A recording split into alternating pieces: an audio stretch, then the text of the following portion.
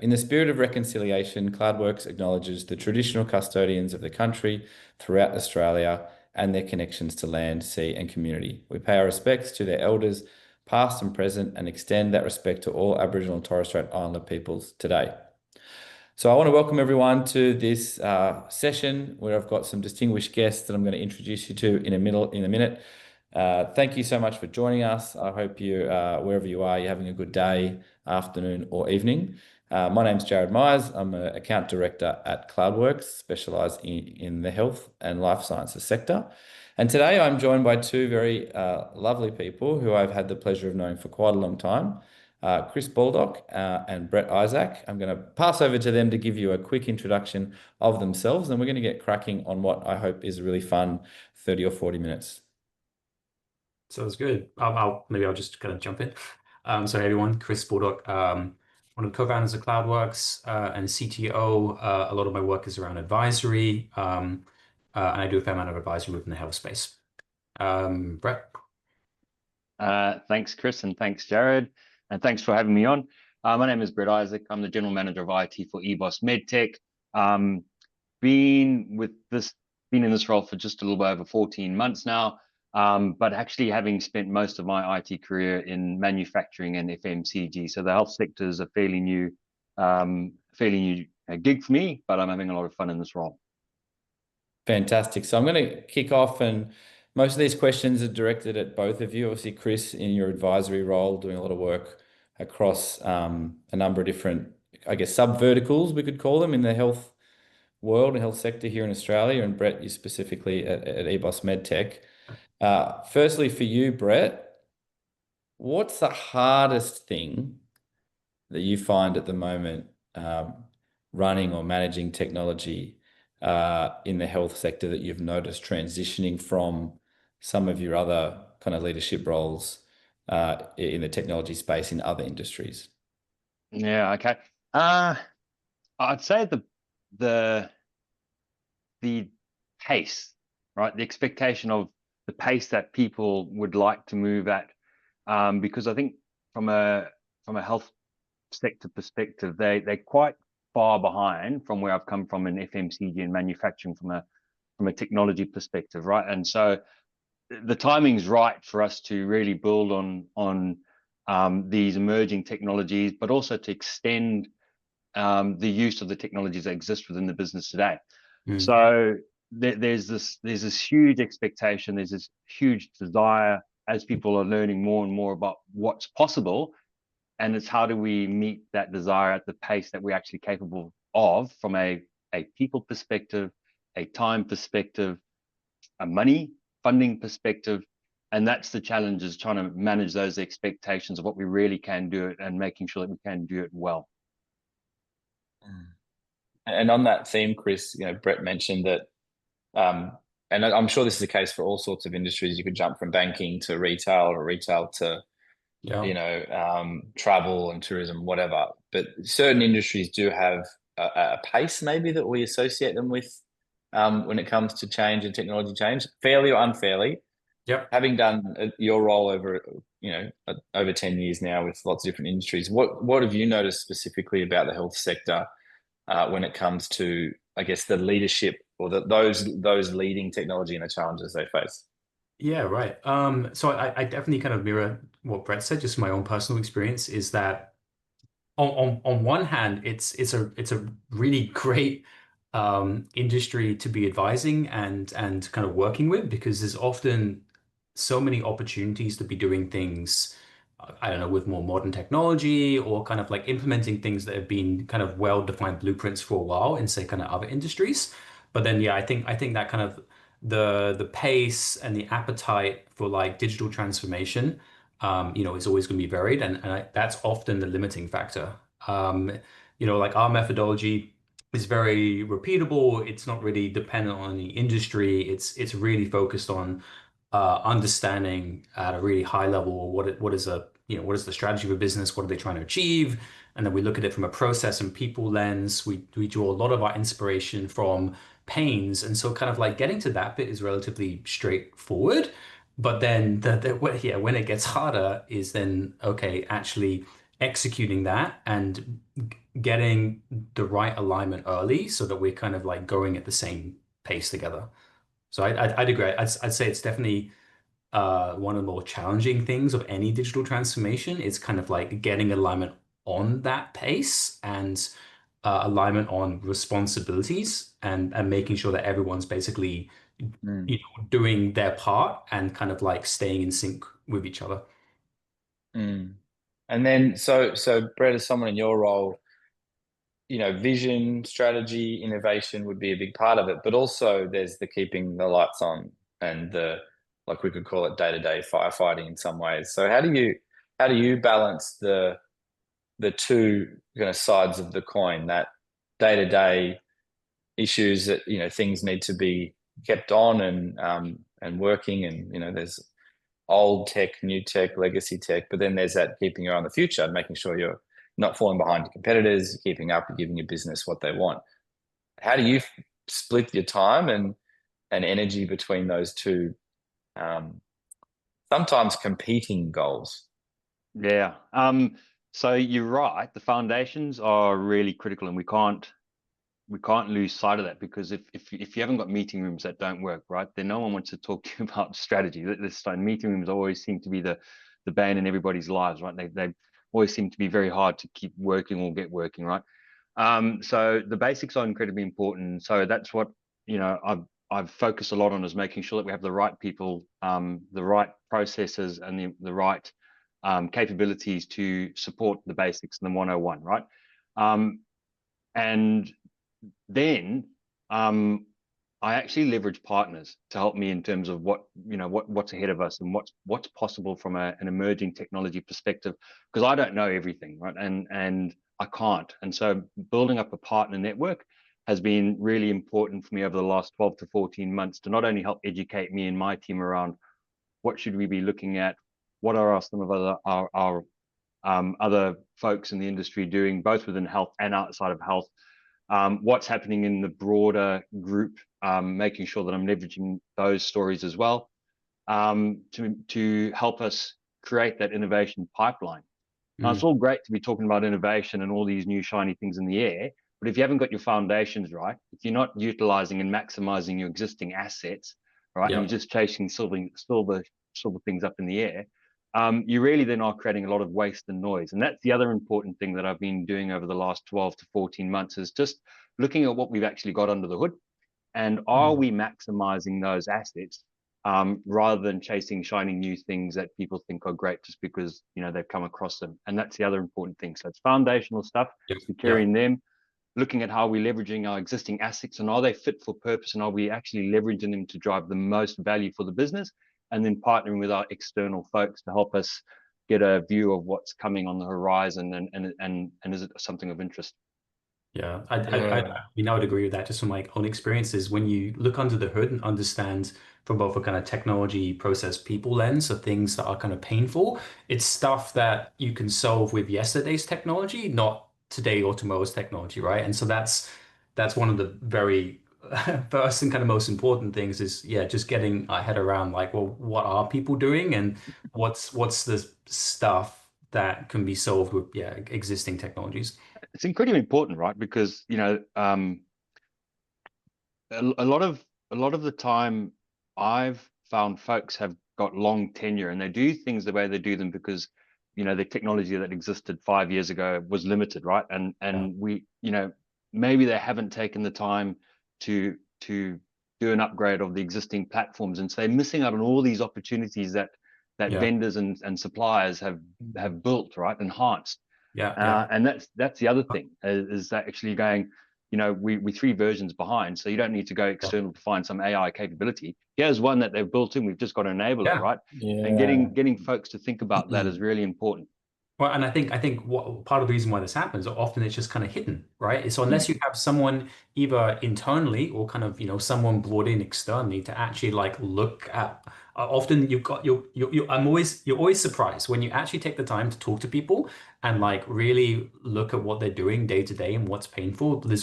You always find surprising stuff, but it's not surprising kind of given the context of like, well, Yeah. this is how they've always done it. And nobody has really until maybe recently in that particular project actually taken an interest in understanding that Mm. stuff, you know? Well, to add to that, Chris, I mean, I can share an example where one of the core platforms for one of our businesses has been in place for, let's say, 3 years. And at the Yeah. time it was implemented, and then it was set and forget. And so what we Yes. did a few months ago Yeah. was bring the vendor back in and go, actually just do a bit of a health check for us and tell us how are we using this particular system Yeah. in our day-to-day at the moment, and what could we do to improve.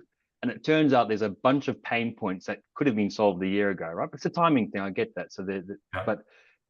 but by simply pushing an upgrade out there, we don't have to do anything except train our people, and away we go with this, this amazing capabilities that have existed for a couple of years. We just haven't utilized them. I think this is yeah. I'll just and sorry. some of the You go. sorry, you go. No, I was just going to say, Well, like, this is like just so true of like every single engagement we do. That there's always elements of that. And I think the people, two things I was thinking of as you guys spoke there is, firstly, like when you come in new. So Brett, you've come in new to, well, every time you start a new job, it's new, but more recently into this role in the health sector but some similarities to where you've been before. And Chris, like you and I, we're always new when we get invited into a new company. Totally. And the risk is you come in with a lens of, well, there are problems and I need to fix them now. And they're often technology problems, but really good people sit down and listen to the humans and the workforce that have been there for a while. And so obviously, Brett, you'd have a lot of time to do that. Chris and I, when we do it, don't have quite as much time, but we try and focus on people first. And also going in with that assumption that no one is trying to do a bad job. I mean, not many people wake up in the morning and think, how can I do a terrible job at work today? Just really stuff things up around here. Like no one's thinking that. No way. Everyone, 99% of people have positive intent and they're going to work to do a good job, and they're battling up against all sorts of limitations, be they people, be they systems or whatever. And so coming in finger pointing is the worst thing you can do. Yeah. But also coming in with this premise that we're going to change everything. Yeah. Is really scary. And so what you guys were mentioning before around how do we sweat the asset, right? It might seem silly, like we're obviously a Salesforce partner, we do other technologies, Snowflake, MuleSoft, a lot of different AI technologies too. But firstly is how do we get the most bang for buck? So changing, not re-platform, like, the traditional re-platforming is the most expensive kind of project, right? But upgrading, like you mentioned, Brett, or just adding to, is easier. And a lot of what we do, Chris, and some of the work we've done with you in your organization, Brett, is identifying a gap where there just isn't a bit of technology. So you've got, big companies like yours have ERP solutions, you've got finance, you've got inventory, warehouse, shipping, logistics. Sometimes there is a gap, right? And our job is to figure out, well, do any of these systems extend into it? Can you add that layer by adding a module or not? Or is it just something that over 10, 5, 15 years, it's just not been a need that's now a need?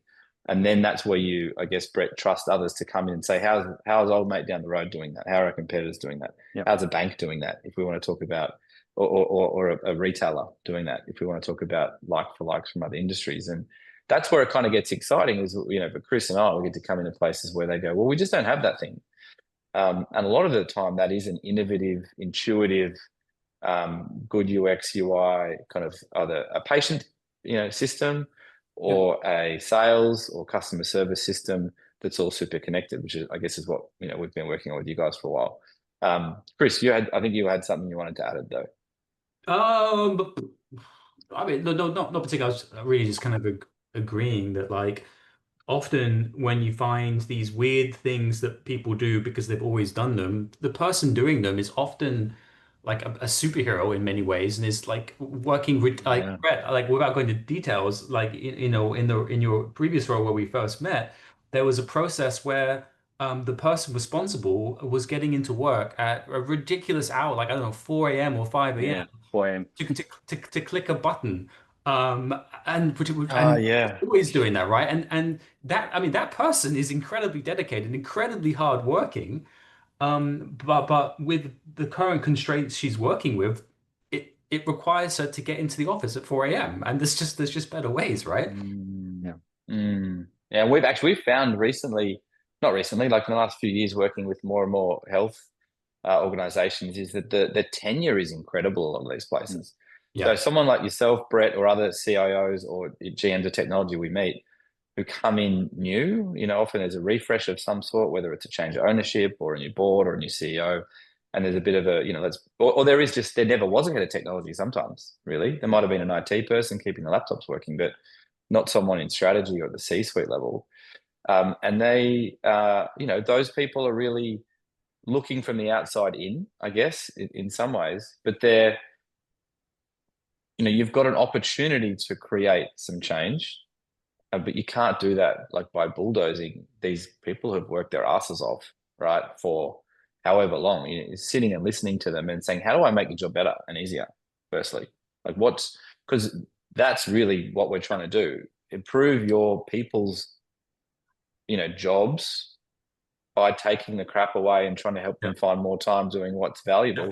And in the same sense, make it life easier for your customers or your patients or your and that's how you get adoption, right? Like you get adoption by addressing actual pains, like at that persona or kind of, like internal persona or kind of external customer. If you make things easier for them, if you remove the friction, then they're going to use that. They're going to do things the way you want them to do it more. I think if one of the things I've always done in any new role I've gone into, right? I liken myself, my team will tell you, I call myself, I'm a business person with an IT function, right? And what does that mean? Well, it means I go out and I learn about the business. I actually go and spend time in the field, and I go and spend time with customers, where it's relevant, and listen to how we work as a business. What are the pain points across the functions? Where is the friction in terms of how we collaborate internally and how we collaborate externally? And then where's the friction again when we're doing business with customers, right? And what does that look like? And how are we making their lives better or harder, right? And so when you have that holistic lens, it's amazing. In the health sector, right? In particular, you touched on it before, Jared. The people in this industry love what they do, right? Because they really are doing it for the patient. Yes, it's incredible. And when I've had the opportunity to go, say, into a hospital to see how we work with hospitals, and I've been into CSSD, which is the sterilization department, and spoken to people in those functions, all they are focused about is getting the equipment ready so that the patient will have the best outcome and won't be delayed. And it comes at their own personal time cost, right? So there was an example of someone who was actually on leave, and they were short-staffed for whatever the reason was. And she just came in and said, that doesn't matter. I don't care about the leave. I'm here to help this function because we've got stuff to do.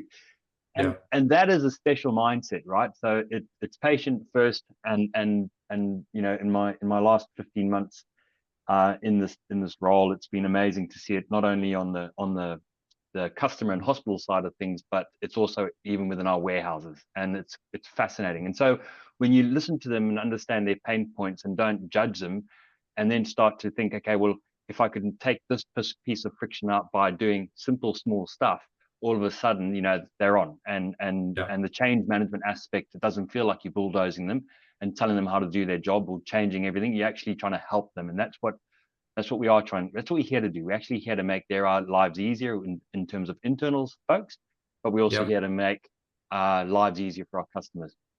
And that combination then has a benefit and a positive impact on the patient. Nice. Yeah. So if we just pause and assess what we've discussed so far, is new or emerging kind of technology leaders in this space coming into roles like you have and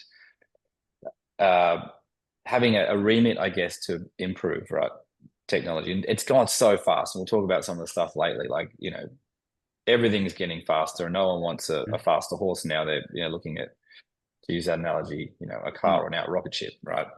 But your role really is to sit and listen first. So you come into an environment like you have at eBOS MedTech and listen and then figure out how can you do better with what you've got, right? That's the easiest thing. That's one of the parts. Then, another thing you just mentioned there is just getting to know the end customer or patient, or in your sense, in medical technology, it's on an operating table sometime with your people in the room, helping a surgeon get the right tooling or device for that particular thing in real time. Like it's Yeah.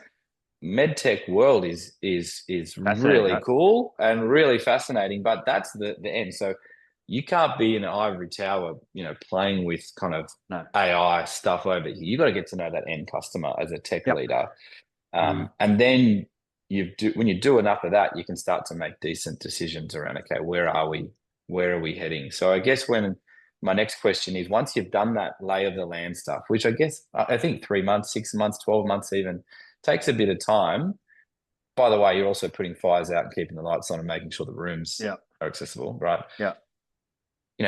What do you see as the list of tasks, or big topics? So I've got a list here just to read out, and then I'm going to ask you to pick 2 or 3 of them and talk a bit about it. But you've got, obviously, everybody's worried about cybersecurity, right? From Optus and down, right? When we hear Australia Post, it's in the news all the time, that somebody's, something's happened, and in the health sector, or when there's patient information and clinical data, it's probably the most sensitive. So cyber, you've got legacy systems, you have to deal with. You've got stakeholder alignment, so all the different business units and executives and SMEs. I'm going to throw out a pretty loaded term, AI. So both the uncertainty of it, the fear of it, and the excitement, sometimes too much excitement about how it will change the whole world. And then just internal change management, right? We mentioned some people have been at, there's people we come across that have been at these companies for 20 years, doing an incredible job, but sometimes the technology hasn't changed much in the last 10, right? So you've got cyber, legacy systems, change management, AI. What keeps you up at night? I think definitely very conscious of cyber and security, and that should be front and center of any technology leader's mind, right? Which is only getting harder, I think, to manage as we go forward, because things are becoming so much more sophisticated, in terms of the attacker side of things, and so it's that game of attack and defense, and the swinging the pendulum backwards and forwards. Obviously, in the health sector, making sure that we're protecting our assets and our patients' assets in terms of data is incredibly important. So that's front and center for me all the time. I am fortunate in this role that I have amazing functions who help in that space, and they're doing a pretty good job of that, right? So, but it's still an important consideration.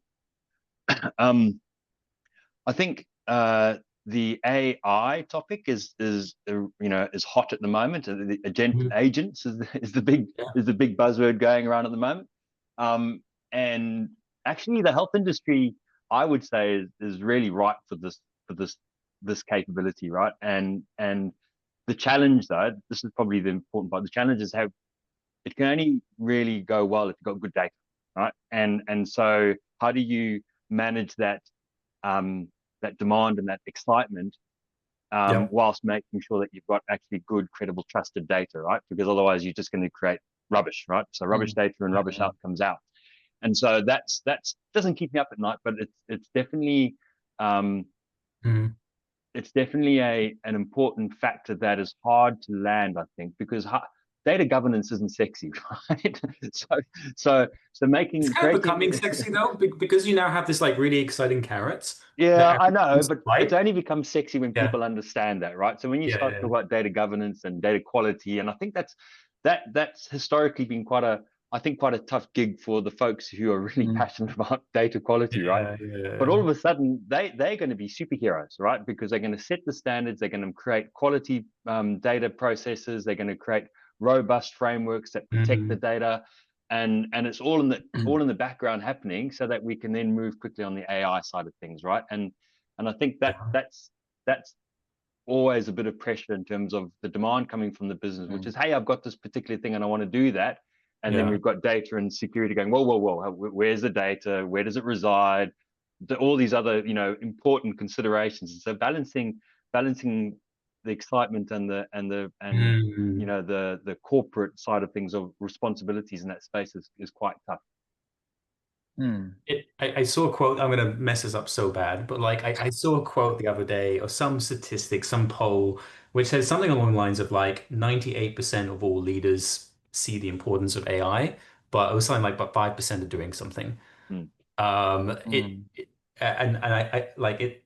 We see this all the time. There's all this uncertainty around AI, and it's moving so fast that sometimes it can be paralyzing, right? And so I'm always very impressed with an organization who takes a stance of, okay, we're going to align to this. We're going to start working out the things that we need to do so that we can actually leverage this technology because it's the Yeah, it's like because some of the projects we've worked on together, Brett and Chris, other things where it's, just bringing multiple sales teams, could be 5, could be 10, could be 20. And in the medical space, there's a lot of kind of Mm, acquisitions and mergers and things like that, and consolidating teams and systems together. So sometimes it's just putting everyone, a lot of the things in one place.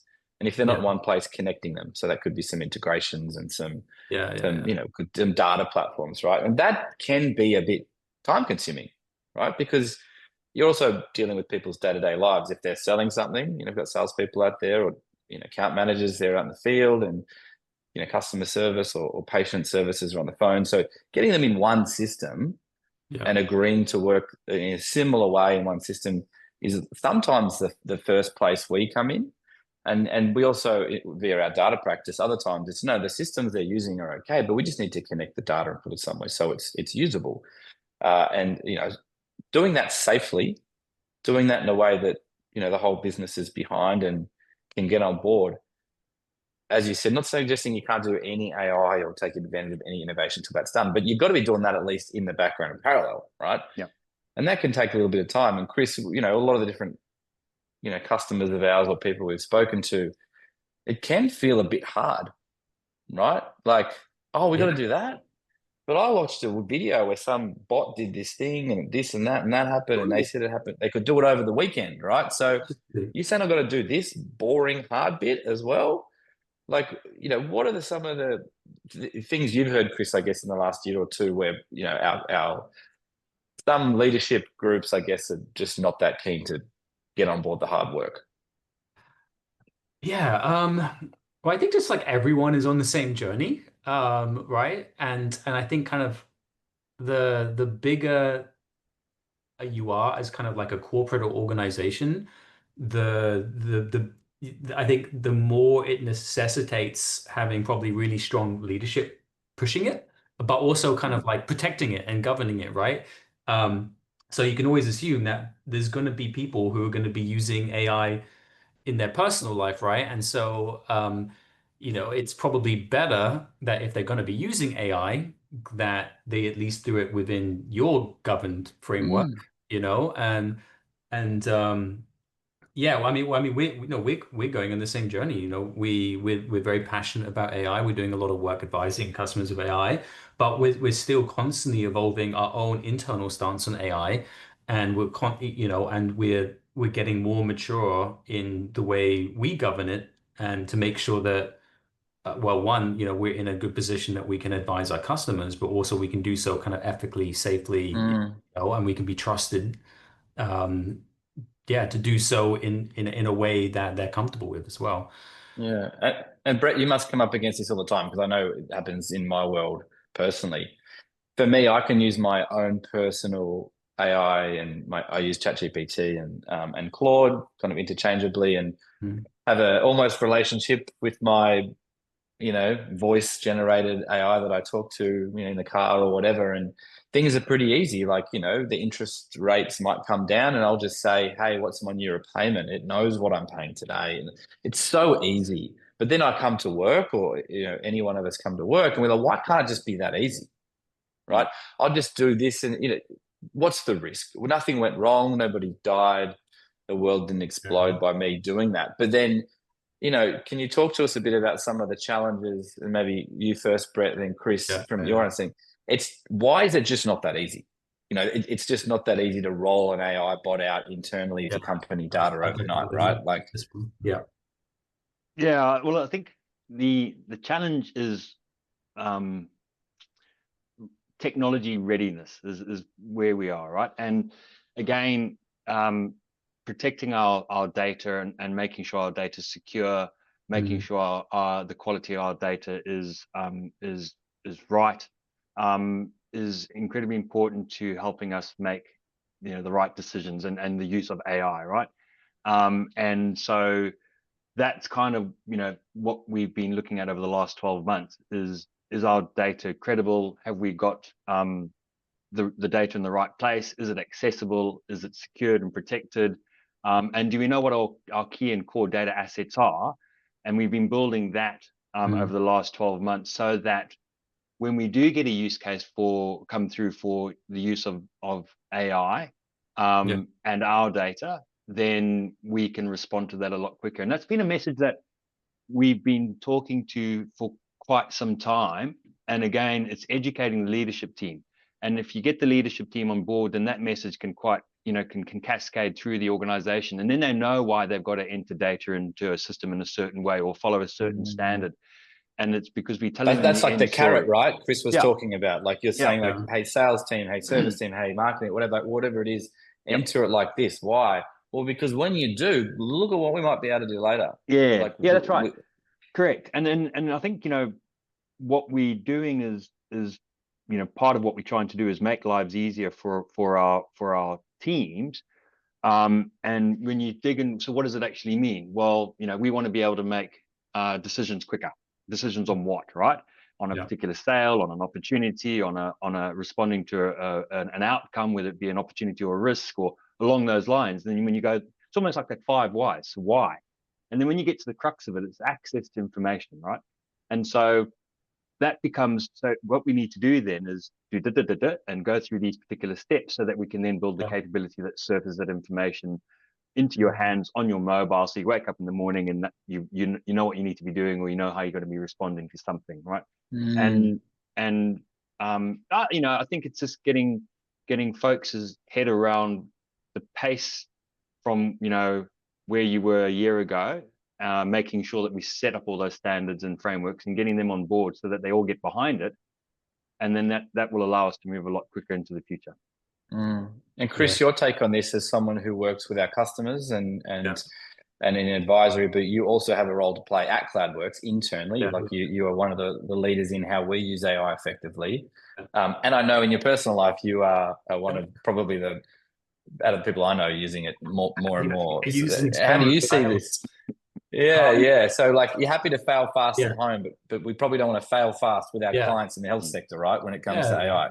So my main takeaway, and I'm actually going to be pulling, like kind of jointly from my experience of kind of advising customers, but also just building and rolling this out ourselves in kind of CloudWorks, is that you have to be really intentional about it. Like you can easily fall into the trap that the technology feels magical, that if I just give my all my employees or customers employees access to this, well then surely it's just going to make their life easier. And the answer is, well, it just doesn't. It's not going to really move the needle. One, because one of the most surprising thing to me about AI is like when ChatGPT came out, I was and always have been since then one of the people to just jump on it and think it's incredible. And I thought that everyone must feel the same way. And then what I discovered is that, oh no, actually the opposite is true, is that you have like 5% of people think it's magical and use it like all the time. And most of the people don't feel that way and don't do it. And I totally understand there's a myriad of reasons why, and I think they're very legitimate reasons. But sorry, Chris, do you think that that's because is that because how they use it? There's definitely around a how, right? Which is, as opposed to going, a one sentence transaction, tell me X, Y, and Z, versus actually conversational almost and setting a scenario and asking it to help. I mean, I think it gets weird when you kind of dive into the reason why people aren't more excited about it. And I think I think it probably makes a lot of people uncomfortable. I think a lot of people are just used to doing things the way they're doing things. There's some fear there as well, and a lot of people maybe just hasn't kind of dived in. But my biggest takeaway is that to get a process improvement, you have to treat it like any other transformation. You have to be really intentional, and you have to think about, okay, well, how am I going to use this? You have to find the right use case that is the right kind of fit. And you have to kind of break it down and implement it the way that you would design any kind of system. Um, uh, and yeah, it requires the same kind of rigor. And just like any other kind of automation, really importantly, you need to be able to measure adoption. You need to be able to measure, like, well, what is this?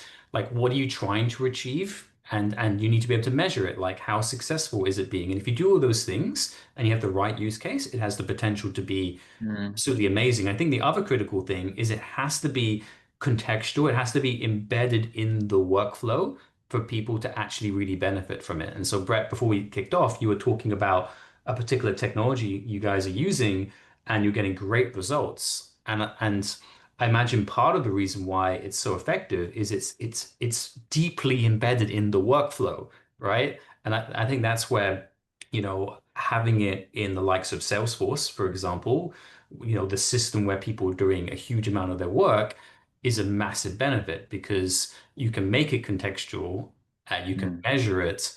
Um, and there you can, by doing those sorts of things, that's where you can kind of like really make the difference far more than just having an app that is separate to everything that you can ask questions and it will give you responses to. You're not going to get much out of that.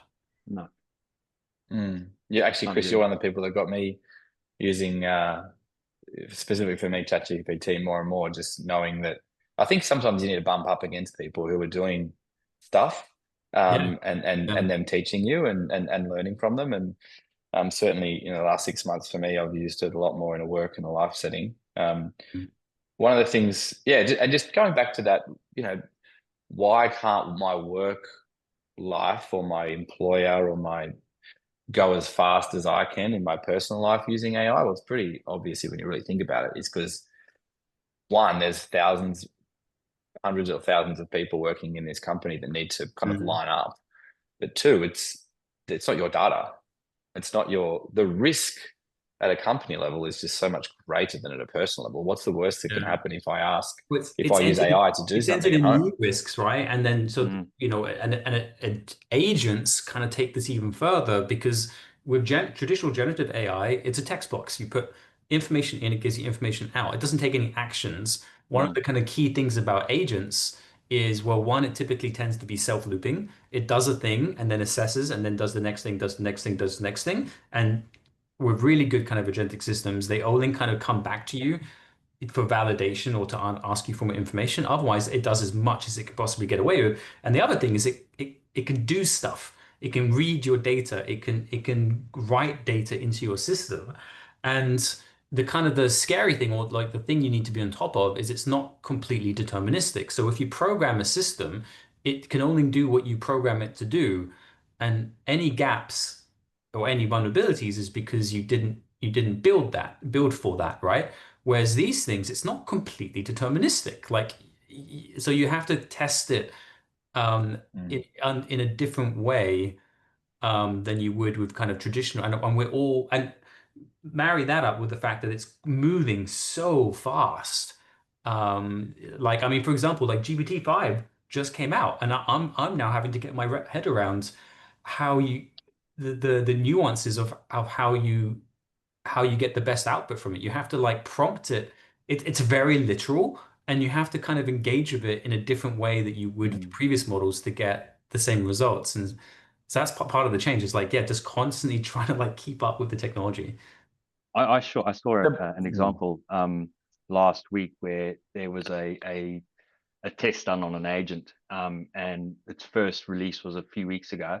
Yeah. And it was okay, I suppose, and it responded in a certain way. And then they retested it over the last few weeks and were teaching it things. And how it responded last week was actually quite incredible, in terms of how it interacted with the person. And I think it might have even told the person to keep quiet. There was too much background noise. So it was quite fascinating to see how fast it learned in terms of how to interact and respond based on the environment around her as part of that test. That is Fascinating incredible. stuff. Yeah. Yeah. So just There's around some of the things. Oh, sorry, you go. I was going to say, there's even I'll an example I recently sort of read of Nairobi in Kenya, and they're using Copilot to listen into the physicians' discussions with their patients. And what it's doing and what it's done is it's learnt when the physician might have misdiagnosed or not picked up on a particular symptom, and has actually injected itself into the conversation to go, and you might want to think about doing that based on the data that it's been collecting in the background. And it's something like, I don't know, 16% improvement in terms of treatment for those patients. That's in Kenya, right? So when you think to the health industry, what this technology can do, it's quite exciting. You mentioned during our chat so far, we talked a bit about cyber, and you've actually got a cyber team and some heads of, obviously. We talked a bit about data, and over the last 12 months specifically, putting more time and energy into where is your data, what's it used for, the data architecture across, EBOS MedTech or the group.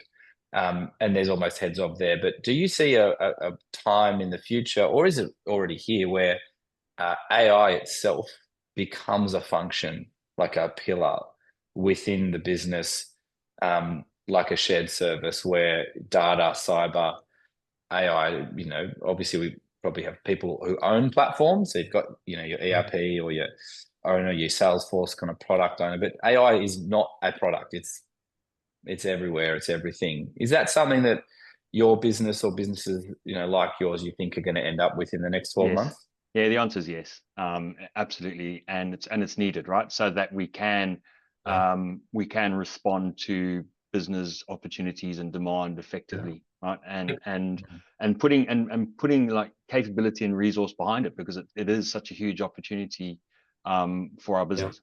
Yeah, I can see that. I've never actually really thought about that before, but I can see why that would be so beneficial. And just in our own journey, unless you have an expert in something like this, you find yourself stumbling. It's like you want to do something, and then someone says, "Wait, stop! You probably can't do that because we haven't got this in place." Yeah. And then having someone who knows that landscape and knows those can like really speed up the process of just working out. Getting that in place, you can keep moving and stop stumbling so many times. Otherwise, you're just dabbling, right? And you sort of ad hoc, whereas by putting resource behind that and building the capability, I think that gives you a serious crack at extending and leveraging AI across your business.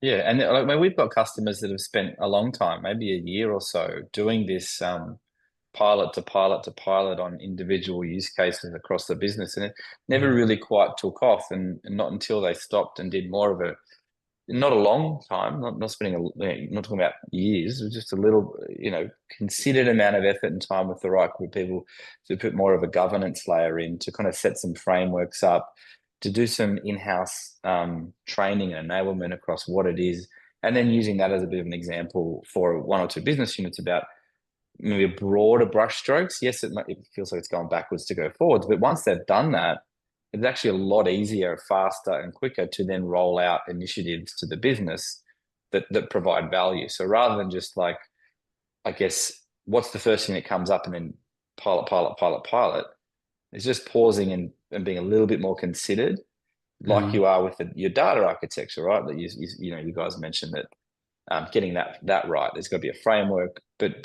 nothing really happens in any place, workplace or home life, until someone owns something.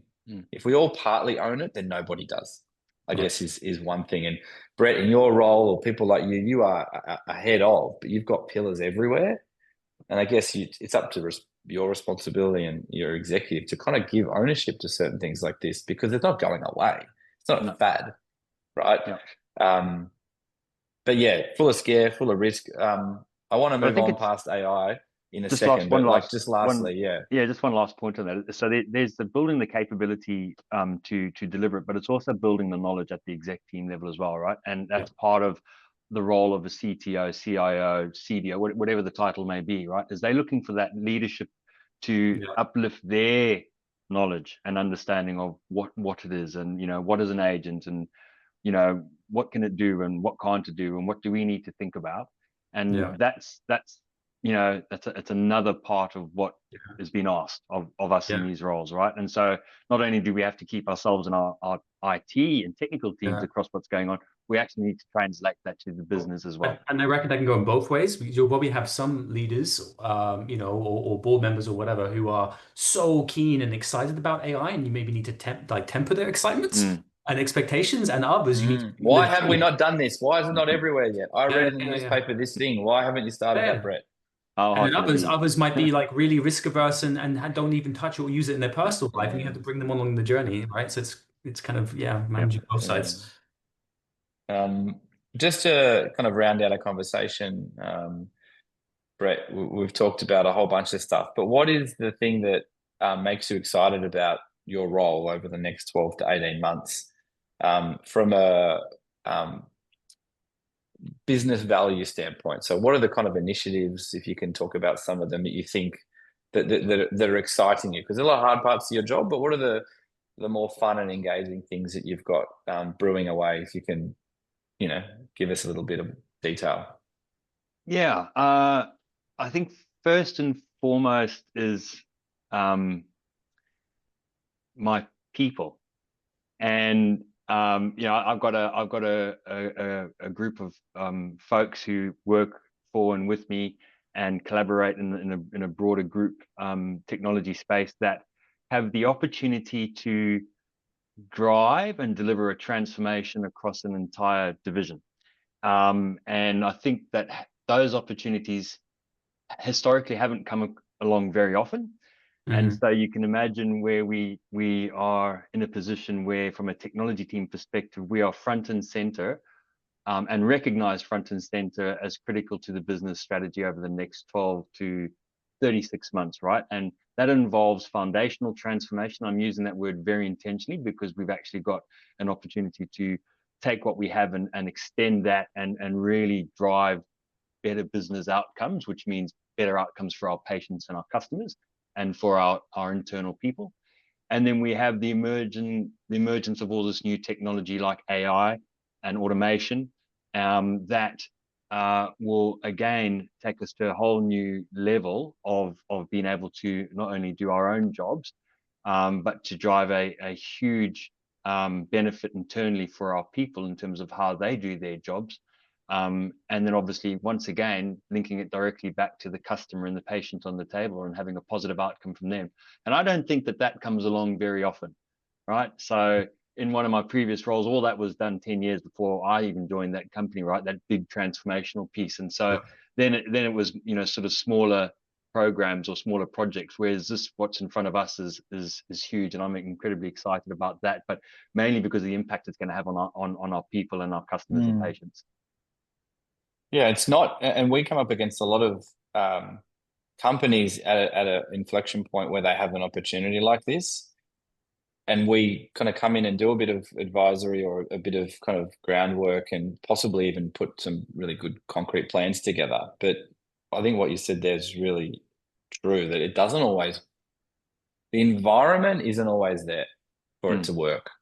So it either doesn't ever get off the ground because of all sorts of reasons, or it kind of sputters and starts and stops and slows down. And getting the people right and building a team around you, so right seats on the bus and the right people in the seat, like that's way harder than picking the right technology or even implementing the right technology, isn't it? And Chris, I think for us, our expertise is in that advisory and technology part. And we could do a brilliant job every single time and it fail if the right people aren't on the ground.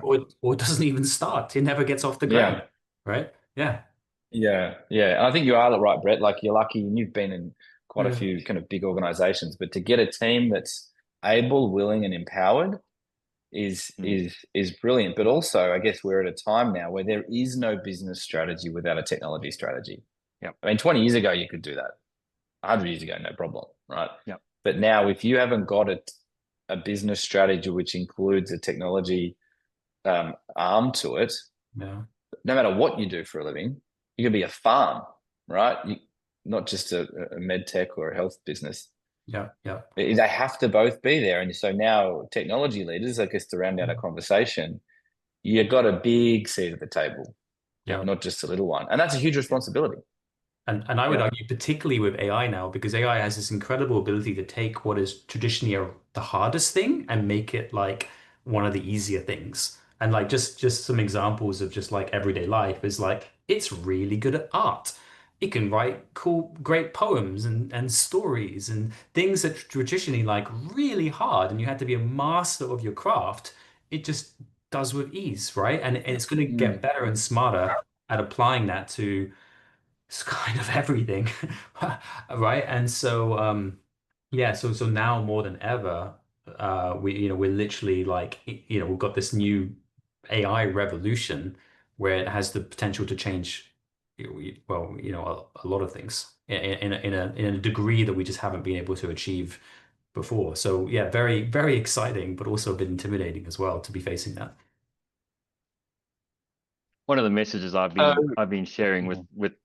with my team and with my leadership team is, we can't keep doing business the way we're doing business today if we want to keep winning, right? And Yeah, making a difference for our patients. And so therefore, for that for that to happen, you have to have technology and you yeah, have to we've use embraced it. technology to do that, right? And Yeah, so they are all behind that, which is, again, I don't take that for granted because yeah, technology hasn't always had that seat at the table yeah. and been recognized as a key business enabler. But again, I'm fortunate enough to have a really good leadership team around me that recognizes that and supports it and wants it, right? And so again, that's why the next sort of 18 to 24 months for me is going to be, and my team are going to be incredibly exciting.